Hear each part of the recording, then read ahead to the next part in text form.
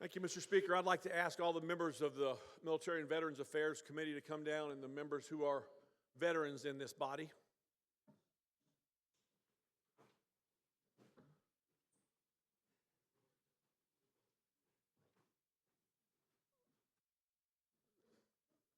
Members, it's Veterans Day in the United States of America. As y'all remember, last May we had a special commemoration here at Memorial Day. And a lot of times our citizens crossways get those holidays crossways. And Memorial Day is a very special moment because we pay tribute to the men and women who have paid the ultimate sacrifice in our country. And we remember them, and it's really for me it's a sorrowful day. I rarely say Happy Memorial Day. I always just reflect at that time. But Veterans Day is something else.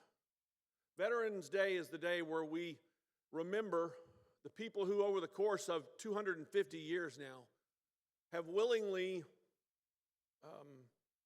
written a check to the United States government and have turned their lives over to the United States government on behalf of everyone else and on behalf of what we stand for.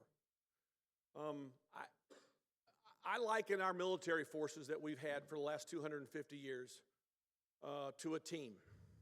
You know, we've all had this emotional weekend over last weekend watching what our teams did or didn't do. But the greatest team that has ever been assembled and that has continued to be assembled over the course of history is the United States of America. You know, those of us who go watch LSU games, that's our team. If we watch the Saints, that's our team. We all feel a part of it. And we all are emotionally attached to it. And we feel that same way about this country. As it was 250 years ago, people decided, a group of people, colonists, decided that they wanted their own country. And they wanted to take hold of the blessings of liberty. But there was a problem. There was a king that did not want to give them those blessings of liberty, and they had to take it. And they did. And they stood up to the greatest power on earth, and they seized the blessings of liberty, and they established this country of ours, which we have celebrated now. And look, and I say this all the time, we have not ever been a perfect place. We have started with problems. We have had our hiccups along the way, and we have course corrected to become that more perfect union that we all want to have. But make no mistake about it, these blessings of liberty that we so cherish, this freedom of religion, of speech, right to assemble, tyrants would have taken that away from us somewhere along the way if we weren't ready to defend it. And it was the people who've worn the country's uniform who've always been there ready to defend it. And you know, we all see the wonderful stories of the Private Ryans and the Medal of Honor winners and all those things.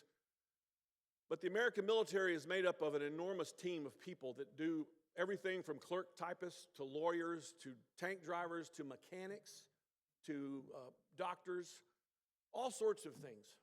And over the course of time, they quietly do it. Sometimes they're there in small numbers. Sometimes they're there in large numbers. But we as Americans love that team because we know we want to keep what we have.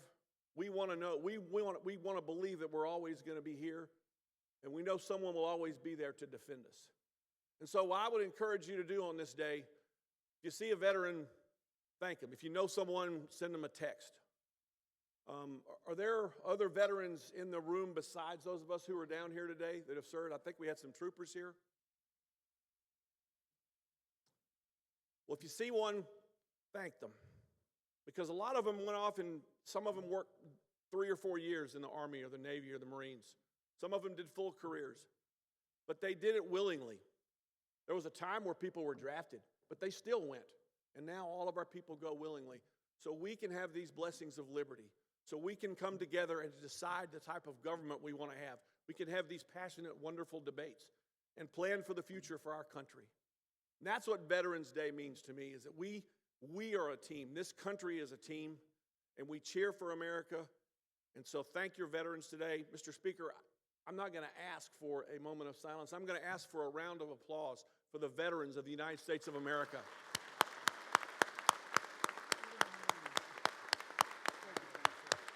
And thank you all very much. God bless this great country.